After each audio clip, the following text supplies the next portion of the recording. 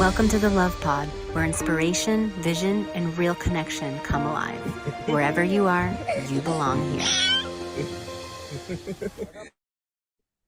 Hello, hello, good afternoon, and welcome back to the Love Pod, everyone. I'm your host, Julia, and I'm really excited to be here today. It's been a while since I've been on the show, and I'm so excited to welcome our special guest and for the conversation that is about to unfold.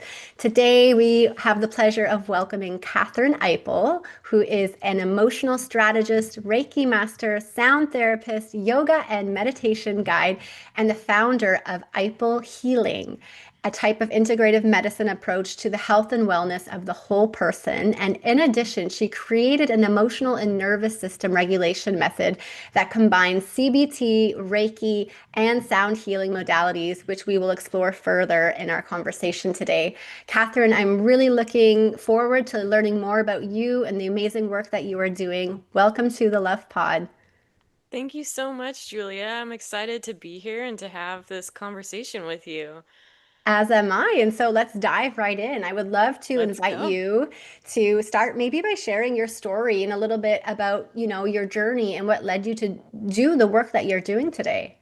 Sure. So, believe it or not, I actually started in the entertainment industry. So, initially, I had planned to be a project manager in entertainment, and I had been doing that for quite a long time. I started to get just burnt out on the long hours, the schedule, and it just felt like my life was centering around working, and I didn't really have a routine or a way to take care of myself. I just kept putting my work first, and because of that, I started to feel some resentment towards just how I was living in general, and that led into not wanting to feel those feelings, so I decided that I was gonna use alcohol and cannabis as a way to kind of avoid feeling those things. Uh, However, you can only do that for so long before you realize that something is a deeper issue and needs to be addressed. So I finally got to that moment where I just had enough of that and decided that if I actually wanted to change my lifestyle, I needed to make a change. And so I just started with the question like, what is one thing that I enjoy? What is just like one thing that truly brings me some sort of happiness that will just take me out of like the stress of it all?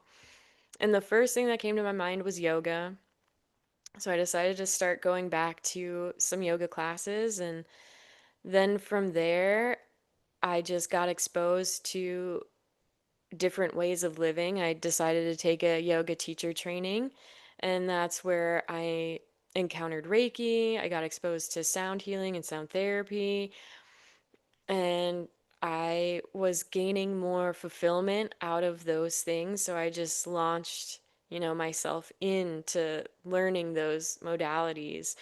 And it was a slow transition from entertainment into the health and wellness sphere. And as I was, doing that transition, I had so many people, coworkers, friends, people just in different pockets of my community ask me what I was doing because they noticed that there was a shift in like how I was carrying myself, my attitude. And that's when I started to realize that there is a need for ways to address all the different areas of our lives rather than just focusing on like say therapy or using one modality. So there needed to be something where there was a blended approach. So then that's where IPL healing came from. Wow, beautiful. Thank you for sharing. It's so interesting how, like, oftentimes the biggest things in life that we struggle with, but then once we break through to the other side, we tend to want to, help others on their journey, on their similar journeys, whether it's through addiction or patterns. And it's always I think it's always necessary to actually have someone to help support and guide, through those patterns because it's so hard to do it on your own. And especially when you're in it, sometimes you don't always recognize or are aware of what you're actually going through. And so it's really beautiful when we can come to the other side and like we've been through it, we understand, we have the compassion, Mhm. and it really is such a beautiful service to finally be for others this in this way. And so I love your story. I love how, basically the life you were living wasn't filling you up from the inside out. And so you took change, you created change by, first inquiring like, what is it that I really want? And I feel oftentimes, especially in our Western society and culture, we find ourselves on autopilot, just living these lives of routines, and we're Yes. not really asking the deeper questions. Well, what is it that I really desire in my life? And I feel like a lot of the times, perhaps it's because we believe that maybe we can't have it, which is the falsest belief ever. But Right? right, yeah. And so I think it's really cool that you started to ask, well, what do I enjoy doing? And yoga, what a lovely way and lifestyle to start, building circuitry in the body and, help clearing certain blockages that perhaps were causing the addictions in the first place. And so I would love to ask you how that transition looked like. Maybe some people who will be listening will think, well, did she just like quit it cold turkey, or was it just like a slow, gradual transition that once you started filling your cup up in a different way, your body no longer wanted those things? Yeah, so um it was like a natural transition for me, and what I'm fortunate that I was able to do it that way because some people need, a lot of care, a lot of help in that way. And so for me, the more that I put myself into my yoga practice, I just naturally had the desire to drink less. And when I did drink, like even if it was just like a few drinks here and there, I would really feel the impact on my body even more so the next day. Because, at the time when I just decided, I was like, oh, I'll go back to yoga, I had no idea. I didn't comprehend, rather. I think on a subconscious level I knew, but consciously I didn't have the awareness that it was going to open different energetic pathways and start to connect them all together. And then it would lead me on this trail of unearthing memories and emotions that I had been suppressing for years. Um, and so when I was in that process, all those things would start coming up, and I'd have these realizations, and I just realized, I remember thinking like, wow, it's like up to me and how I take care of my body, and alcohol is like one of the worst things you can do. It's a toxin that is marketed as socially acceptable. It's Isn't it so easy. crazy? I know. Um, And so then I was like, I'm just going to listen to my body and take cues from my body. So, like the first few times, I remember I would just like take a sip and I could really like taste the alcohol, even if it would. This happened with like wine, where I just noticed all the acidity. I could taste the alcohol, and I'm like, this doesn't even taste pleasant anymore. Mm, It's like my body was naturally starting to build up a resistance to it. And so that was really helpful, and that didn't really kick in until I was in the teacher training because we were also talking about just the philosophies of yoga and um, kind of like the myths of what a yogini lifestyle looks like, right? And so the teachers were very clear of like, you don't have to do these things. You don't have to become vegetarian. You don't have to become vegan. You don't have to stop drinking. Like, you will notice that your body makes these shifts for mhm, you. Like, and so just follow that. And I just noticed that the more that I would drink, the more I would really feel it. I didn't like feeling disassociated from my mind or my body on alcohol. There were times, because what I realized for me is it was more of a habitual like more of a social and mhm, habitual addiction. mhm, So working in entertainment, there was the option to go to happy hour, after work with all of the coworkers.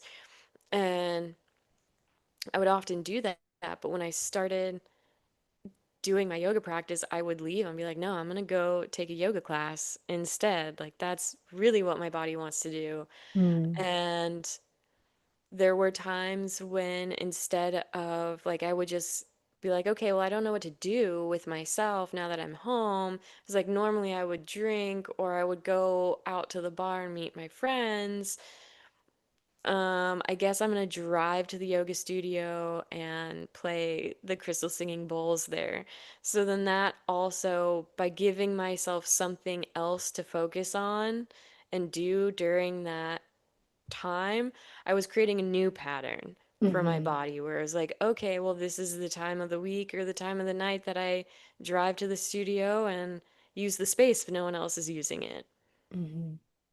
So, Yeah, I love that. I love how you explain that. And it really resonated when you said that you just like listen to your body, to the cues that your hmm. body.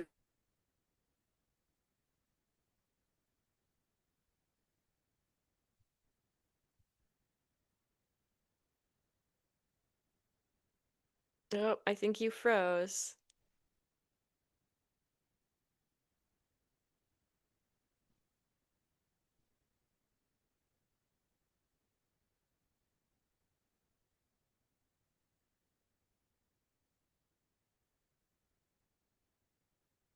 Ah, I can't hear you.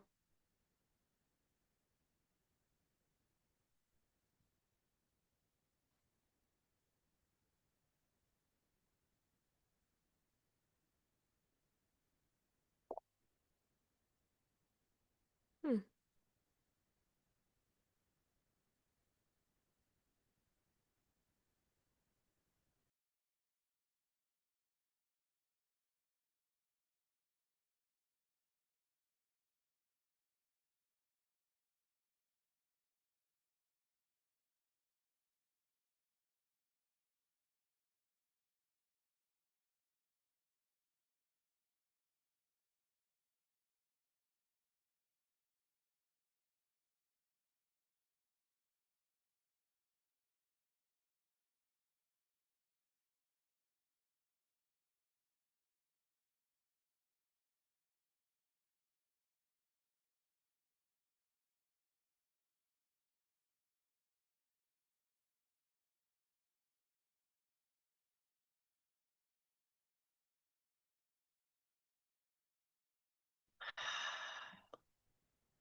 Are you there, Catherine?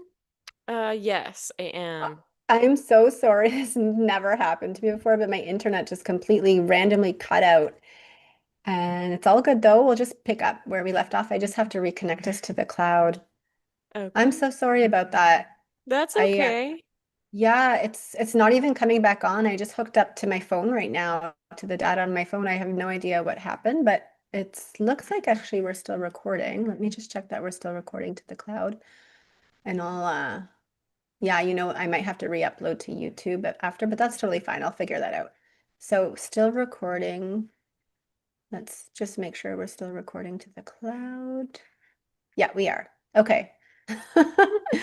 We'll cut this part out, but yeah, I'm sorry about that. That That's was all very right. Technical sweet. difficulties, it It happens. happens. Yeah, no, but I was just talking about how, if we listen to our body, like what a difference our lives would be, and really honoring. I think like a lot of the times we know something is not good for us, or we know that we'd be better off, adding something more valuable to our life or taking something away, but it doesn't mean we always follow those inspirations that we're getting, right? Because it's not so easy to change and to change these patterns. It's obviously easier to stay in routine, but I think after we get over that first, big step of discomfort, it becomes worth it. And so I love what you were talking about, becoming this new version of yourself. I think the ego will always try to pull you back because it's scary to, Hmm. become this different version that you don't even know what it's going to look like or what it's going to feel like. It's taking a leap into the unknown. And so you'll try to be pulled back into this old version of yourself because maybe the ego is scared. But I would love if you could talk about like why it is worth it to step into this new, more truthful, authentic version of who we are? What are the benefits that one person can receive? Oh my gosh, there are so many benefits because, like, first, it's that trust in yourself. You're trusting your Hmm. intuition, you're learning to trust the cues from your body because in today's Western society, we aren't really taught that, right? No Right. one, we didn't grow up as kids going, okay, where do you feel this in your body? What's Right. happening physiologically right now, right? Um, so when you take that initial first step, like you're strengthening your intuition in yourself, your trust in yourself. But also for me, if I stayed in that career, I know that I would have become super depressed because I was already on my way to becoming depressed. And, I just felt like I was stuck in a rut. My life became so routine of wake up, go to work, come home, you know, Netflix and chill, drink, smoke, whatever, pass out on the couch. At some Like point, so many people. yeah, at some point, wake up in the middle of the night, stumble to the bed, wake up, go to work. And like that was my life just on repeat. And I Hmm. couldn't stand for that anymore. So when we follow those instincts from ourselves, it's guiding you to a different lifestyle. So it's going to help shift your mood. It's going to affect your mental health. Um, Even if you aren't depressed at that point, like I was, you will see a change in your mental health, most likely for the better. uh, and your mood's going to change. You're most likely going to be happier and more grateful for for the life that you have, and find joy in things rather than find anger, resentment, or animosity in your Hmm. life. And that was very much how I was looking at things. So it's a big mindset shift that's open in front of you. And it can be scary because we become comfortable in our routine. We become comfortable in what we know. So even if we're suffering mentally and emotionally, there's a part of us that's like, oh, but this is comfortable because we know it. We Hmm. know what this is. We don't know what the shift is. We don't know how that's going to transition your lifestyle. Like when I was in it, I didn't actually intend to open my own health and wellness practice. I didn't intend on creating my own method. It was just the natural evolution of things that started to evolve the more that I was working in on myself and on my yoga path. So, to sum up all of that, like you can expect a change in your mental health, your mindset, uh, maybe even your physical body, because if you're really sad and depressed, like your physical body is going to start feeling that. You'll feel tight, sore, fatigue. So you'll probably get a boost in your energy as well. And the pain in your body is probably going to start to diminish. So there are so many benefits to following your own heart and your Hmm. body. We Hmm. just have to have that leap of faith and the take the first step and be willing to change. Love that. I love that you ended on that note. And you, like you said, the self-trust will come because the more that you can trust and jump into, unknown situations that you maybe don't know what it's going to look like, how it's going to unfold, what all the answers are. But I like to think of the analogy of like when you're driving a car at night, the headlights, they don't light up all the route all the way until your destination, but it lights up enough for you to drive all the way there and get there safely, right? So it's kind of similar to that. Like you will also gain so much confidence to continue to jumping into, these unknown situations of change or shifting your lifestyle. And then you get excited about it because, like you said, Hmm. like beautiful things and exciting, spontaneous things can happen as a result of you being courageous and taking those leaps. So thank you for sharing those benefits. I also would love to talk about, the suppressed emotions like you spoke about, when we're little, we're not taught how to go after what we want or, Hmm. ask about this relationship with our body and actually embrace these things that are happening to us because so much goes on, especially in our early years in life. And if we don't have conscious parents who can guide us, or even caregivers or people around us who can guide us through these big changes, then we don't really understand it at a conscious level. So, I would love if you could speak about maybe like suppressed emotions that can happen from an early age, and then how they can come out in the body during times of discomfort or wanting to change, and maybe Yeah. why that would also encourage someone to even shove them down even deeper. Of course. Well, there's that whole saying that what you don't process, the body stores, right? So when we're younger and things happen to us, or we get yelled at for something that we don't quite understand because we just were children thinking that we were expressing ourselves, right? And then we found out that that's goes against like social norms. So you get reprimanded and you don't quite understand it. And of course, that's going to make you feel scared, sad, or confused. And when you press those down, it's being held in your body.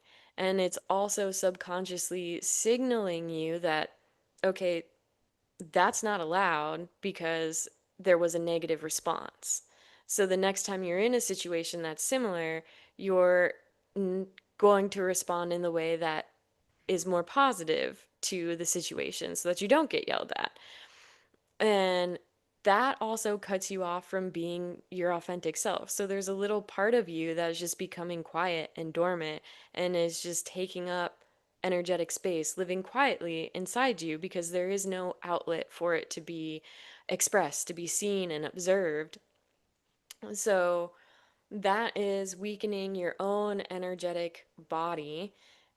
And the more that it's suppressed, the more that it will manifest into a physical thing, whether that represents as a mental issue, whether that's ADD, or it becomes something physical in the pain in the body where it actually creates like physical pain, and you have this issue, say with your shoulders, and it just always feels tight no matter what because you're suppressing some guilt there.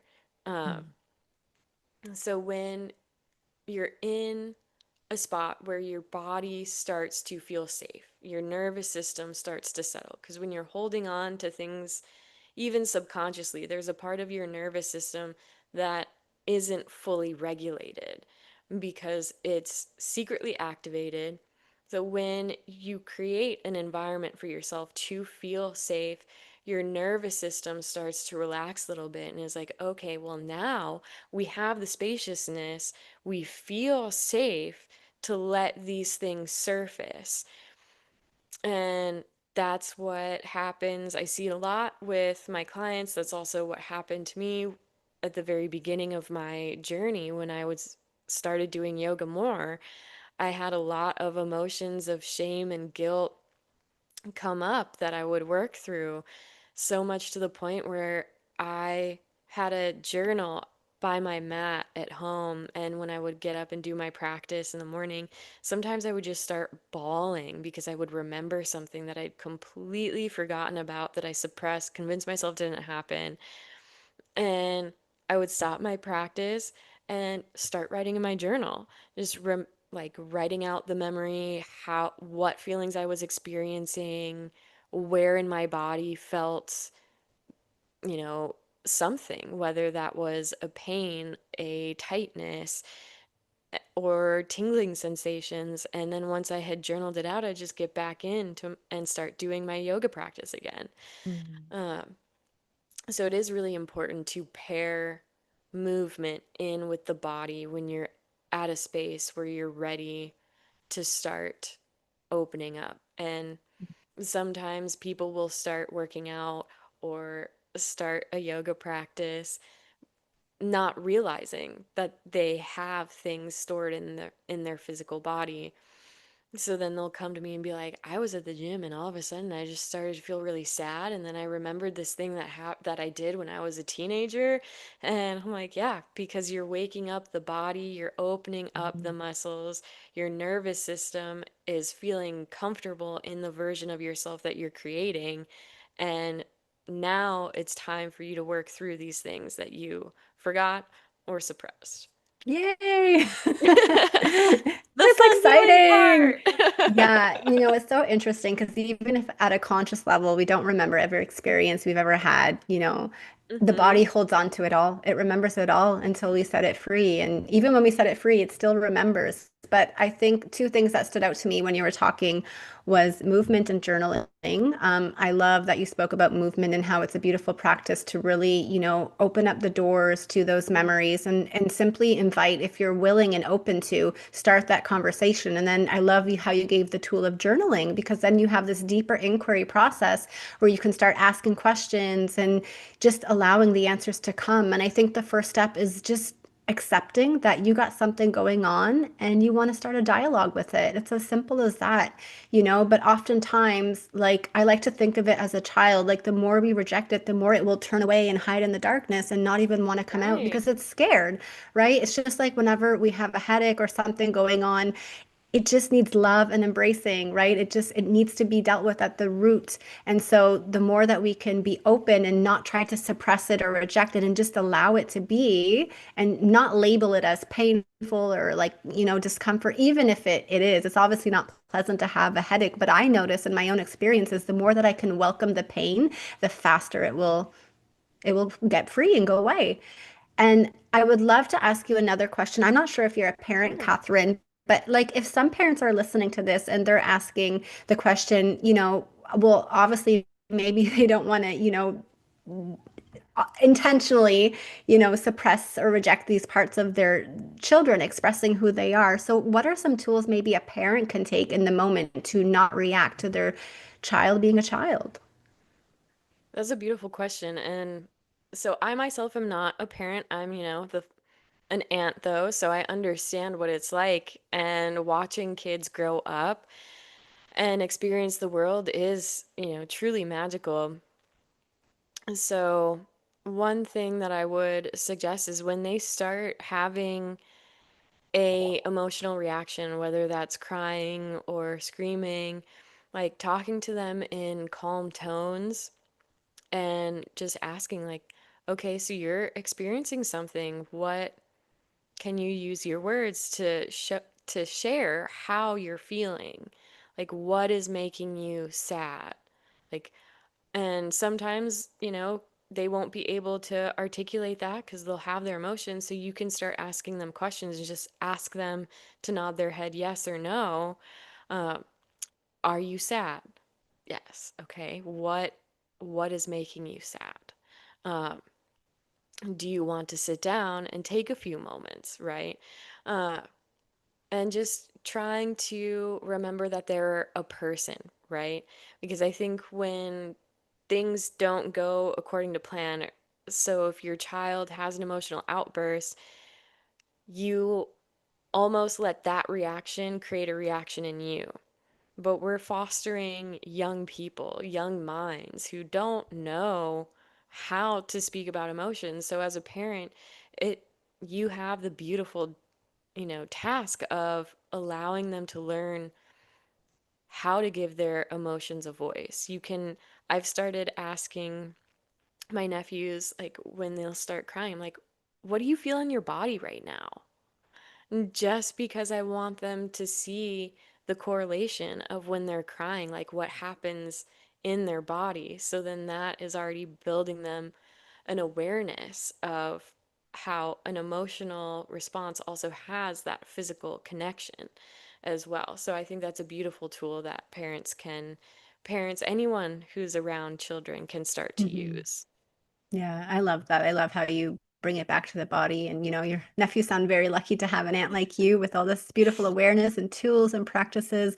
And yeah, children are our mirrors and we are such examples for them. So parenting is such a beautiful opportunity for us to also look at what's going inside of us because of that mirror relationship. And it can be uncomfortable because these inner parts of us, like these inner child parts of us and states will start to come out because it's an opportunity for them to heal. So if we'll approach them with an open Right. heart and, like you say, practice non-reactivity and stay calm and communicate, these are such beautiful opportunities to heal and awaken like none before. And I even remember during my time of, carrying my little girl before she was born in this world, just, the circuitry that was so close to, like the spiritual world. I had moments as well of just like emotions wanting to come up from, like, even pre-utero for myself. And I Yeah, just that's allowed, beautiful. it was so beautiful. I was not expecting it. But every time that a wave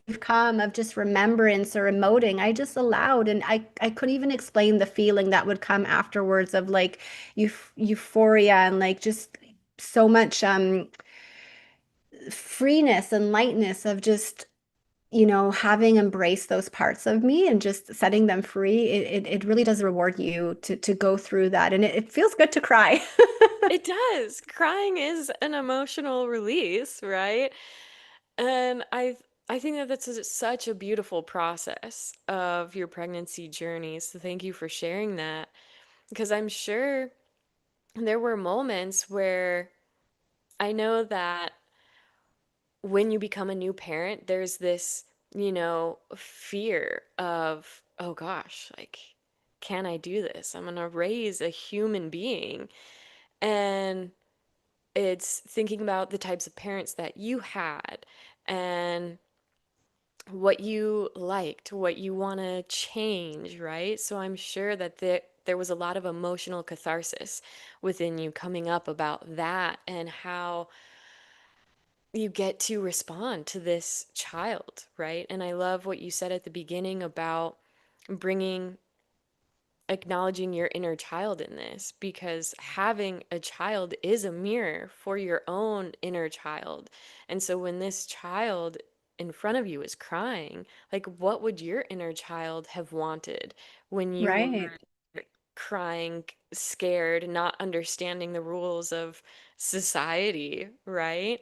And so then it's an opportunity for you to heal that own inner child wound for yourself of like, hey, I'm here with you. Let's get through this together. What's going on? Mhm. Do you want a hug? Okay, let's just hug for a moment. Yeah. Like, Yeah.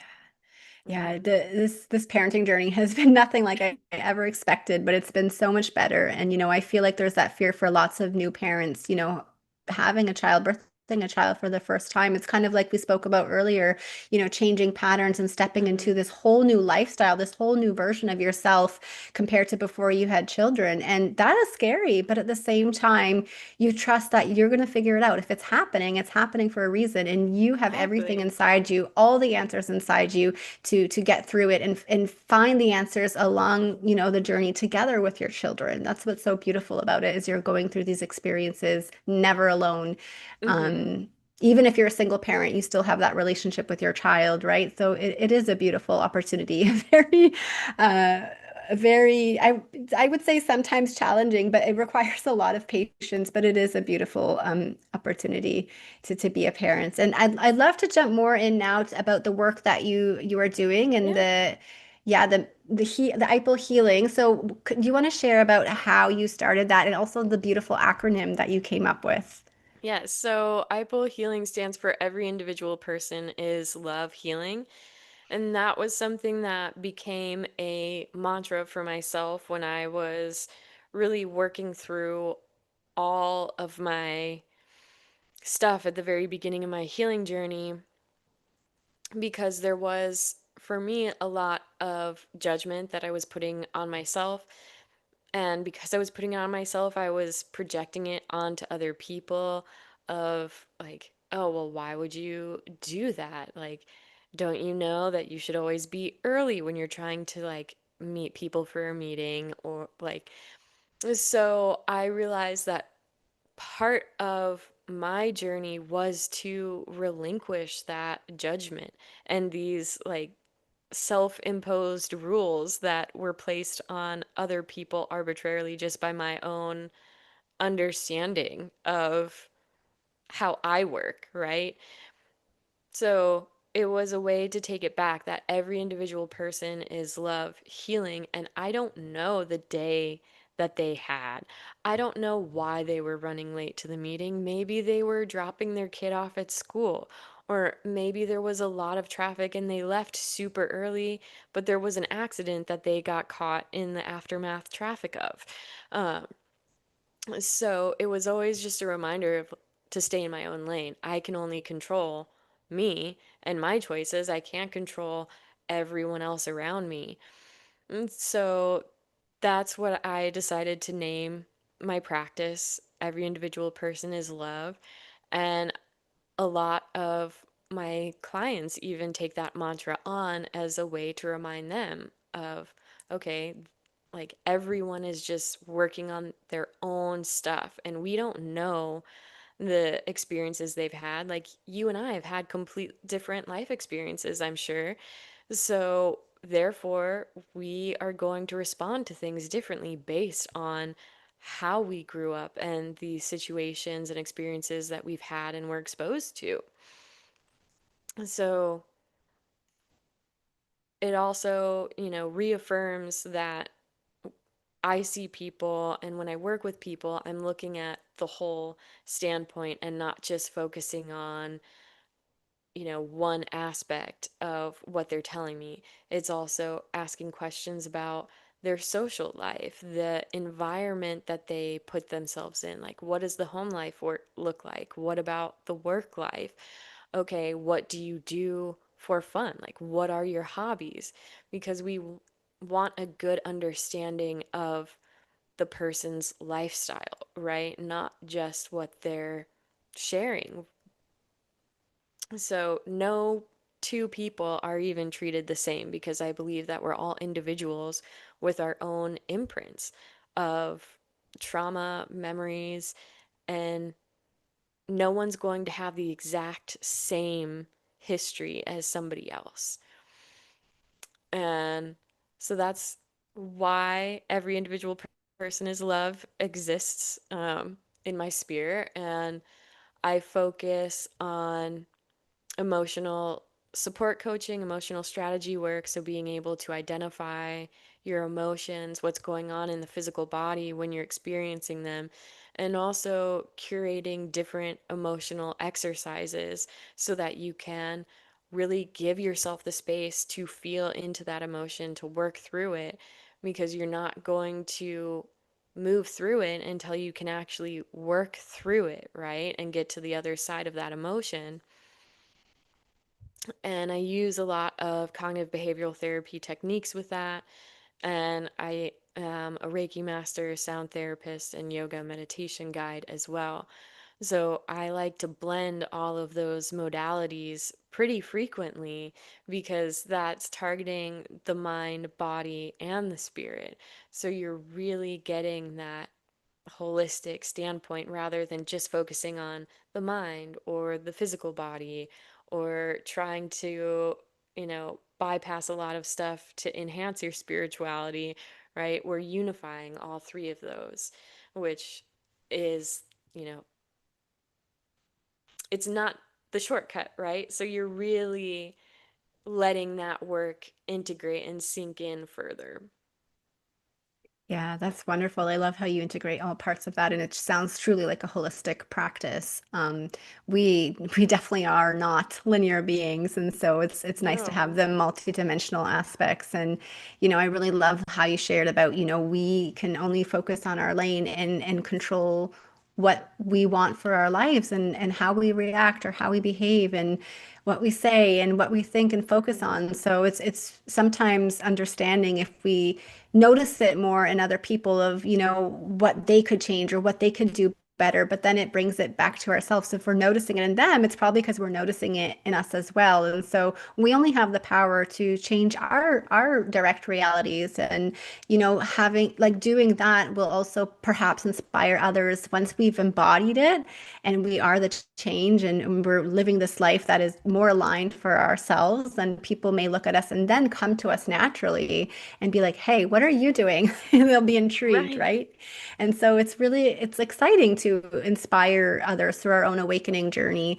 And I love how you have blended all these, these gifts that you have and these interests and passion into such an important, service and area that a lot of people perhaps don't even realize is such a foundational requirement to come back into alignment with who they are and their purpose as well. It's like these emotions maybe that we're not even aware of are holding us back, and we're not taught, how to take it to the body or to embrace them. And so the work that you're doing is truly beautiful. And you've also created, the neuroresonance method. I'd love if you could talk more about this. Yes, I'd love to. So the neuroresonance method is a holistic approach that is trauma informed to really allow one to make a shift in their mindset, whether that is self-sabotaging thoughts, limiting beliefs, wanting to get rid of addictive behaviors and patterns, or to create new patterns entirely. So it blends cognitive behavioral therapeutic techniques, sound healing, and Reiki, again, to get all three, mind, body, and spirit, all connected and moving in the same direction rather than mind going one way and body going the opposite way or being completely cut off. And what's beautiful about the neuroresonance method is it still creates space for it to be an individual process. So it's not, I don't believe in like one cookie cutter method being tried and true because it's adaptable to the person. Mhm. And it is a 6 phase process. So we'll first start off with the initial assessment of where you are currently and what your goals are. Like, where do you want to be? What do you envision for yourself? How is your lifestyle different? What are the things that you're doing? And from there, then we start to explore the behaviors and the thought loops and identify emotional patterns while we're also going through a journal. So we use what's called the Power Affirmation Journal. One of my friends has created this journal, and it helps call out your attention to what you view, like what your thoughts are, say, on wellness. Then it gives you the space to say, okay, what do you want to let go of for these thoughts?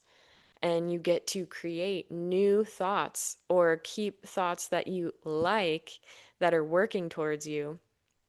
And it's a process of going, deeper inward, and it's really asking you questions that you most likely hadn't thought about.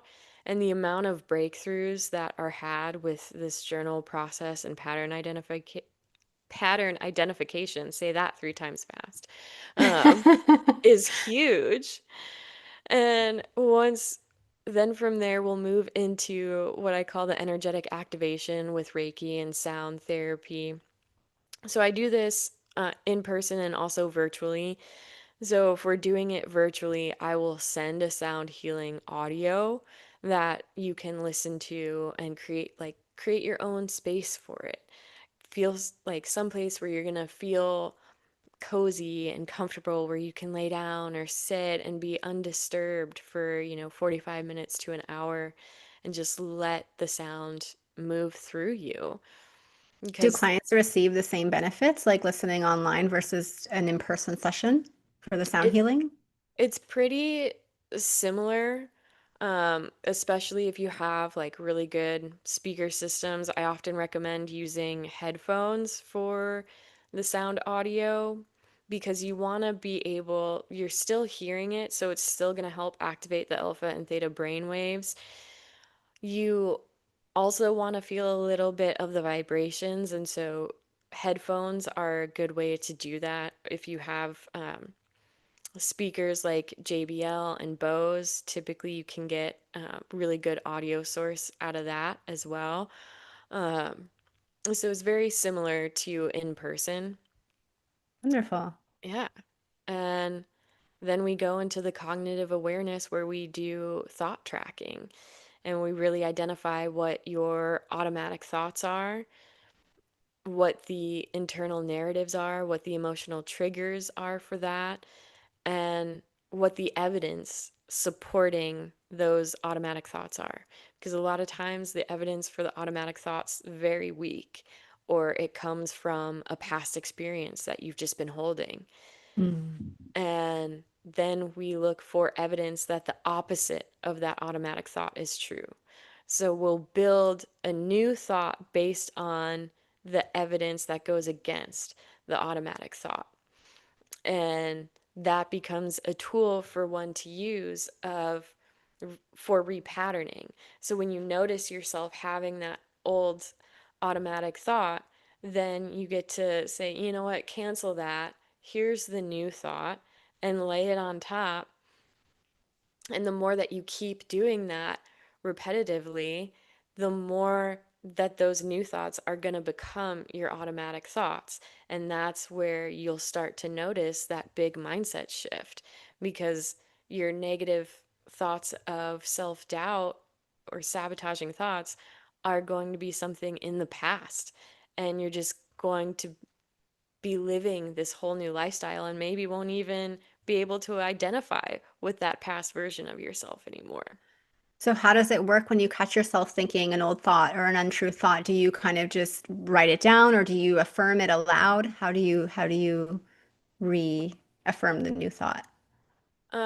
So some people, I do have a thought tracker workbook that I've created. So some people will use the workbook and find it really helpful while they're repatterning just to keep tracking them.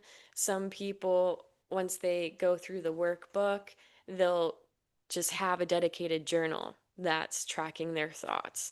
So when they catch themselves having that old thought, they'll write down what was the emotional trigger or the situation that Mhm. triggered that old thought, and then write the new thought.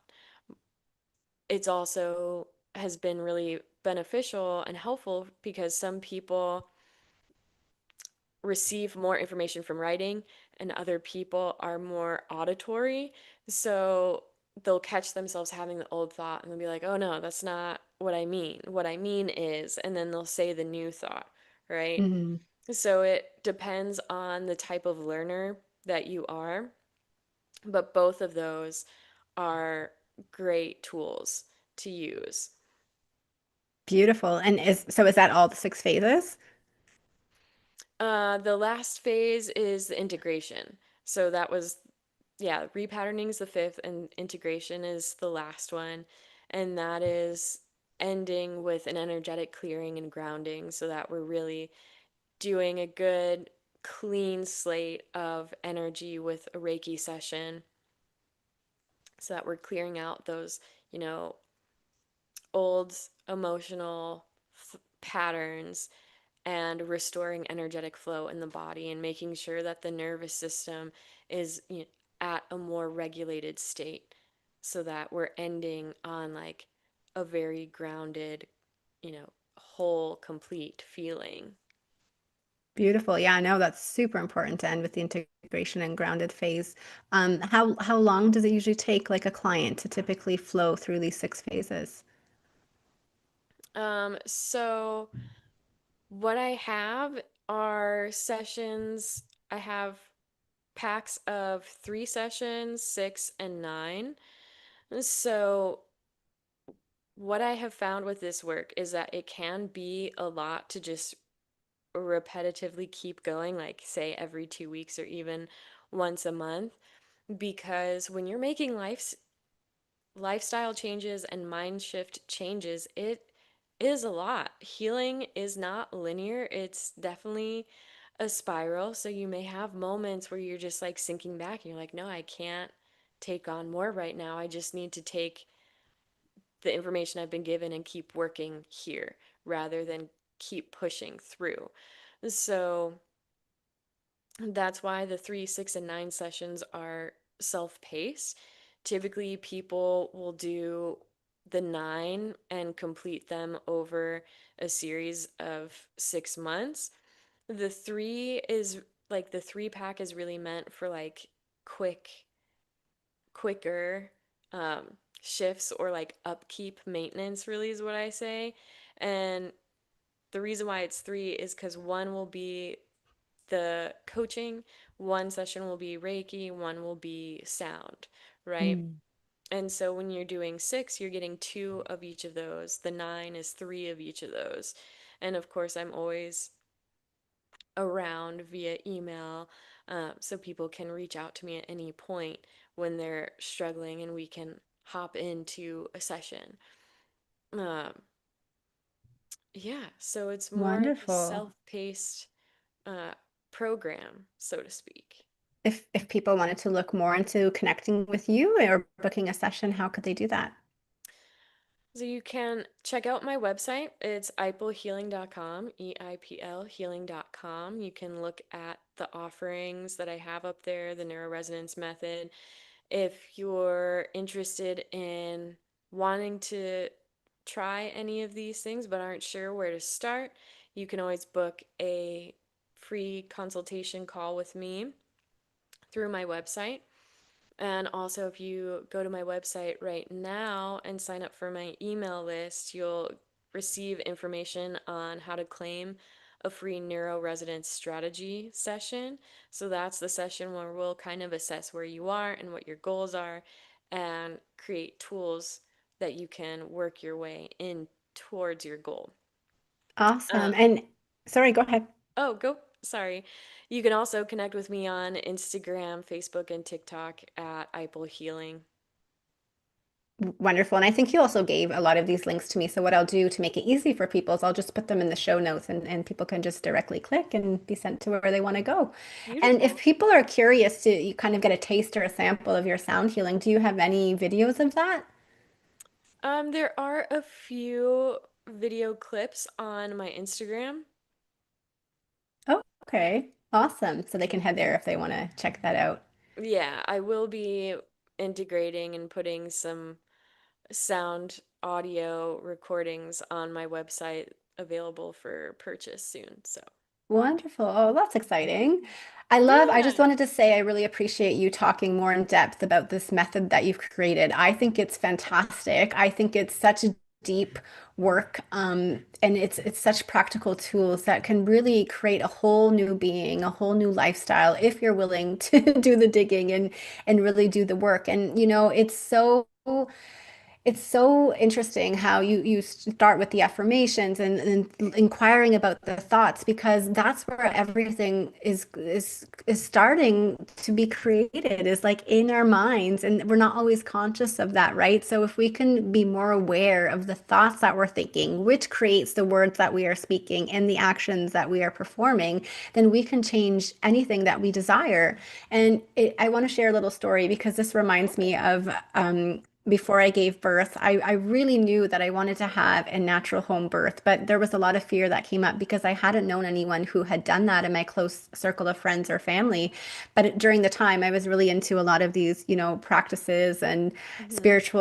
spiritual modalities. So I knew that I would find a way. And one thing that really inspired me during the time is Louise Hay. And I just had this inspiration of creating a birth affirmation wall with twinkle lights on my bedroom Ooh. and I said, I am the conscious creator of my reality. I'm going to create the most beautiful birth experience. And anyone who's coming in with fear or concern, I will acknowledge, but I will also set boundaries for what I'm willing to accept in my energetic space during this amazingly beautiful spiritual time of my life. And so anytime that I had an inspiration or a thought that came through, whether it was fearful, if it was fearful, I embraced it. But if it was, positive and creative, I wrote it down in a beautiful sparkly marker, and then I stuck it on my wall. And by the time of my birth, I must have had over 30 to 40 beautiful affirmations on that wall that I reflected on and looked at every day when I was in my room. And